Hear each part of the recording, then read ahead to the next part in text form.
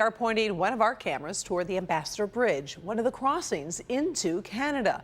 But not many people are crossing right now, and a new survey says a big majority of Canadians are not ready to welcome non-essential Americans back to their country.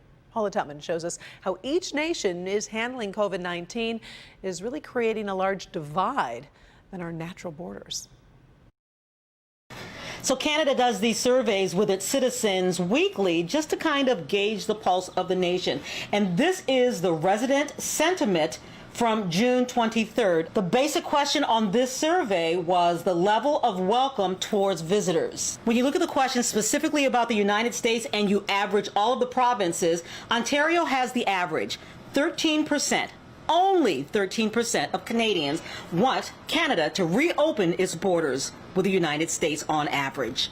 Of the 5,500 miles of border the United States shares with Canada, across Great Lakes and rivers from the UP to Port Huron to Detroit, Michigan shares more than 700 of those miles to our close neighbor geographically and geopolitically. But our closest neighbor is at odds with itself. We're seeing the politicization that's going on your side of the border, that it makes it very concerning to have a free flow back and forth. The vast majority of Canadians have told their government they would prefer the borders to remain closed for now, based on the United States response or lack of response to COVID-19, says John Litke, a Windsor podcaster of Rose City Politics. I have been speaking with many people. I put up a couple posts on my social media feed just in the past hour asking if the border should remain closed or whether it should open sooner, and there was not one person advocating that it should open up sooner. On the Johns Hopkins map, the U.S. leads the world in cases. Today, almost 2.9 million cases of the coronavirus. Canada, 20 slots down, with about 107,000 cases. We're a small country in contrast to the United States. We're only 38 million, which is virtually the population of California. So, I mean, we've taken really concrete efforts here to stamp out the virus, to flatten the curve. But for some, there's a symbiosis between our two countries. Ronaldo Agostino is a businessman in Windsor who owns the very popular Cheetahs. Going out on a Saturday night would entail, having dinner in Windsor and going to a bar in Detroit, or vice versa.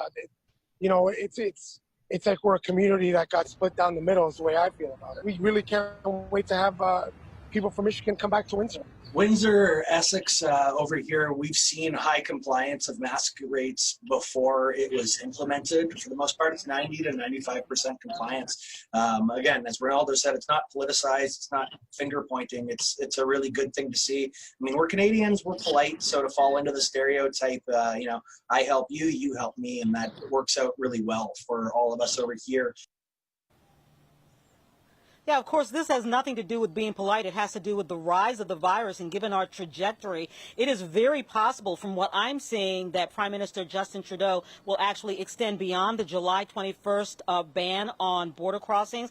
And keep in mind, he's got people in his ear who are saying just keep that border closed to non-essential travel and Americans until the end of the year, Karen. Wow. All right. Thank you very much, Paula, for that report.